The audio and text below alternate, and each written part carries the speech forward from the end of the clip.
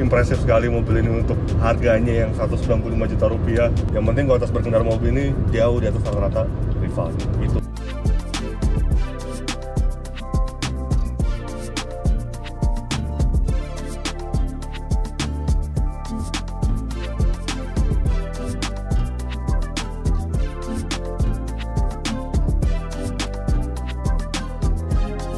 Kecil, range-nya jauh, dan murah. Nah, ini dia BYD Atto-One. Nah, BYD Atto-One ini jadi mobil yang paling menarik perhatian pengunjung konsumen selama Gias 2025 lalu. Dan kali ini kami berkesempatan untuk mengetes mobil ini antar kota di Jawa Tengah, yaitu Semarang, Solo, dan juga Yogyakarta. Lantas, seperti apa impresi kami? Yes, jadi kami berkesempatan untuk mengetes mobil ini antar kota, bukan di dalam kota. Padahal ini adalah sebuah city car, ya, bukan EV yang diciptakan khusus untuk antar kota. Misalkan seperti saudaranya yaitu Atto-3 yang memiliki jarak tempuh 480 km. Kemudian si Lion 7 yang jarak tempuhnya hingga 580 km. Nah, uniknya mobil yang kami tes juga versi yang paling rendah, yaitu Dynamic, dengan range yang hanya 300 km dan baterainya 30 kWh. Nah, kami tadi sudah dari Semarang, kami singgah dulu di Solo, dan sekarang kami sudah di Solo. Itu dengan jarak kurang lebih 70 kilometeran, itu baterainya berada di 53%. Memang jalan dari Semarang menuju Solo itu memiliki kontur yang menanjak karena pegunungan yang melalui jalanan Salatiga. Nah, nanti kita akan mengetahui juga berapa persen baterainya ketika sudah sampai di kota tujuan, yaitu Yogyakarta. Tapi overall mobil ini cukup impresif. Tadi saya tidak menyetir, nanti kami akan menyetir dan akan memberitahu bagaimana rasanya ketika mobil ini digunakan antar kota. Dan tipe BYD Atto-One yang kami tes adalah versi Dynamic yang memiliki harga sangat reasonable, ya. 195 juta rupiah, yang artinya tidak sampai 200 juta rupiah.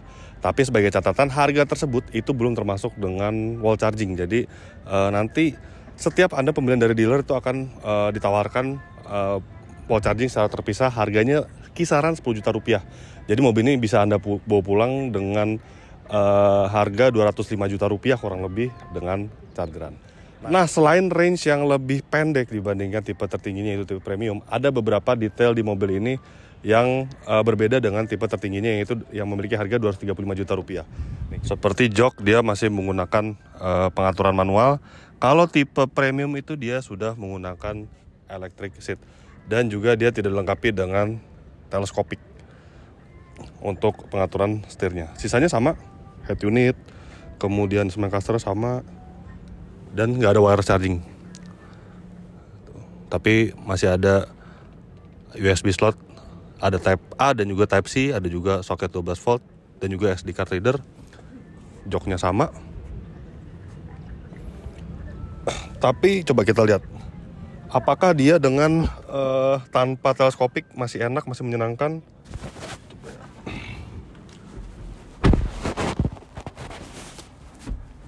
Nggak bisa ditarik, tapi rasanya masih, tapi posisi duduknya sih rasanya masih cukup menyenangkan, ya. Serta untuk ketinggian juga tidak bisa di adjust satu step aja sepertinya. Tapi lumayan loh, ini lumayan ergonomis. Untuk postur tubuh saya 170 cm yang biasanya menggunakan SUV atau sedan gitu, ya, bukan sebuah city car kecil seperti ini rasanya masih mumpuni, nice. Bukannya seperti Wuling Bingo gitu, ya, yang kalau untuk postur tubuh di atas 170 cm berkendaranya agak terasa sempit gitu. Di mobil ini enggak sama sekali, nice. Nah, sekarang saya akan berkendara dari Solo ke Jogja, giliran saya ini. Oke, let's go.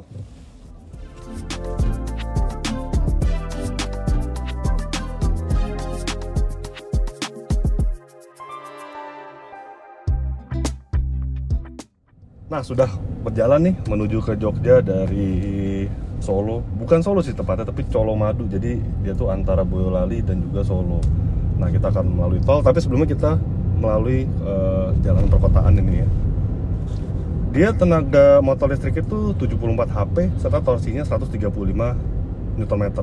Untuk stop and go di perkotaan itu rasanya sangat mumpuni, ya, karena dia mobil listrik, ya. Jadi benar-benar rata untuk peak powernya dari bawah sampai atas. Kemudian ketika melalui posisi tidur juga ini rasanya firm sekali loh. Empuknya dapat, nggak terlalu keras juga. Kalau Anda bandingkan dengan Wuling Bingo EV, ini rasanya lebih mantap untuk rasa suspensinya.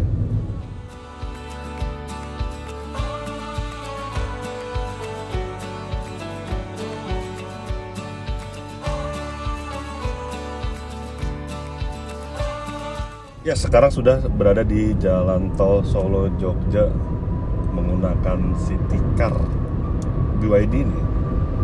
Rasanya tuh mantep gitu. Mantepnya dalam artian tadi sudah dicoba di jalan perkotaan juga ya. Itu rasanya dibandingkan rivalnya, ini yang paling firm, yang terasa mahal ya BYD Atto One ini. Kemudian jika dibandingkan dengan hatchback yang asal Jepang gitu ya, Honda Brio, kemudian Toyota Agya, ini juga rasanya lebih mantep gitu, lebih terasa mahal gitu semuanya, dari kekedapan kabinnya, kemudian suspensinya. Memang kalau di kecepatan tinggi seperti ini ya memang ada gejala body rollnya sih memang, karena dia genrenya adalah sebuah SUV, bukan hatchback, bukan seperti Agya yang hatchback, Wuling Bingo, kemudian Toyota Agya yang ground clearance lebih pendek dibandingkan BYD Atto One ini. Kemudian memang tenaga dan torsi mobilnya tidak besar, tapi rasanya tetap cukup gitu di jalanan tol seperti ini untuk menembus 100 km per jam ya. Itu rasanya effortless juga jika dibandingkan Anda memilih sebuah LCGC misalkan. Ini rasanya lebih effortless tuh. Ini udah 110 km per jam, melebihi batas kecepatan maksimal tol malah. Coba kalau Anda naik misalkan Honda Brio Satya atau Agya gitu yang mesin 1200 cc, itu untuk mencapai kecepatan ideal di jalan tol itu rasanya agak effort gitu, dibandingkan sebuah mobil listrik seperti ini. Itulah plus sebuah mobil listrik di mana torsinya terasa instan, padahal secara kertas gak gede-gede amat. Itu poinnya sebuah EV. Dan kemudian kalau Anda sudah pernah melalui jalanan tol Solo Jogja ya, itu surface-nya kebanyakan beton seperti ini ya, di mana dia menghasilkan road noise yang lebih dibandingkan jalan tol yang surface-nya itu adalah aspal. Dan rasanya juga road noise-nya gak terlalu kedengeran gitu dalam kabin. Gak terlalu kedengerannya jika dibandingkan lagi dengan lawan di kelasnya, yang dari mobil asal Tiongkok lah, kemudian LCGC Jepang lah. Ini rasanya lebih senyap. Wow. Impresif sekali mobil ini untuk harganya yang 195 juta rupiah. Kualitas berkendaranya sih juara mobil ini.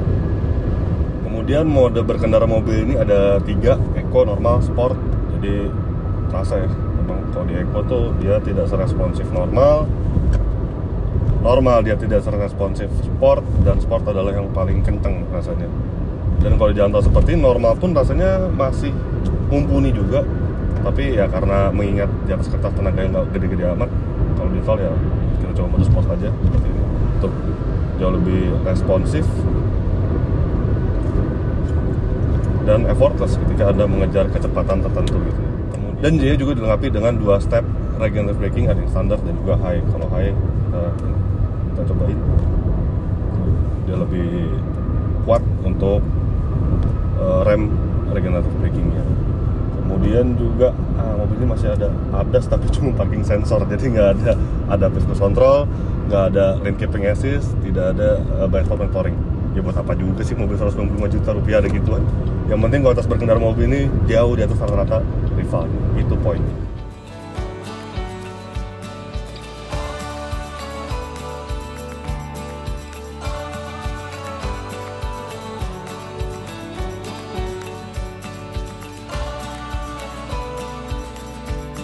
Oke, sudah hari kedua kita berada di Yogyakarta dan kemarin sudah berkendara dengan BYD Atto One ini dari Semarang, Solo, kemudian juga Yogyakarta, nyampe di malam hari. Nah, kemarin itu perjalanan total trip itu mencapai 171 km. Jadi posisi baterai waktu di Semarang pertama kali kita jalan itu di 100% persentase baterainya. Kemudian sampai di tujuan di hotel kita di Yogyakarta ini dengan jarak 171 km tersebut, itu di mobil tes kami yang tipe Dynamic itu baterai itu tinggal 18% dan menyisakan range 55 km. Ya, jadi memang kenapa nggak lebih dari itu persentasenya? Kemudian kenapa cuma 171 km baterai tinggal 15%? Oke, jadi selama perjalanan kemarin kami tidak menerapkan gaya berkendara eco driving sama sekali. Kemudian seperti Anda tahu juga, rute dari Semarang ke Yogyakarta itu full menanjak, apalagi jalan tol Bawen, jalan tol Salatiga, itu benar-benar full nanjak semua dan mulai merata tuh di sekitaran keluar exit tol Kartasuro, kemudian di Prambanan tuh mulai rata dan di jalan rata, tapi kita benar-benar sama sekali tidak menerapkan gaya menyetir eco driving sama sekali. Tapi itu menjadi pembuktian bahwa tipe dynamic, tipe yang paling murah aja itu bisa Anda gunakan dari Semarang menuju Yogyakarta, jalan antar kota, tidak hanya di dalam kota saja. Dan sebagai kesimpulan, BYD Attowan ini memang benar-benar lebih dari ekspektasi. Yang tadinya cuma city car EV biasa, tapi dia ternyata lebih dari itu. Bisa Anda gunakan keluar kota, kemudian kenyamanannya juga terbaik di kelasnya, kualitas berkendara terbaik di kelasnya, dan terbaik di harganya. Dan ya sudah, inilah akhir dari perjalanan kami dengan BYD Attowan. Nantinya kami akan mengetes untuk jangka panjang mobil ini, semoga dapat unit cepat ya. Jadi begitu hasil video first drive kami terhadap BYD Attowan. Klik like jika Anda menyukai video ini, subscribe bila Anda belum, dan jangan lupa juga untuk isi kolom komentar di bawah. Main juga website kami di www.autodriver.com, dan jangan lupa juga untuk download aplikasi kami di Google Play Store. Terima kasih sudah menyaksikan video ini dan sampai jumpa di video-video kami selanjutnya. Bye-bye.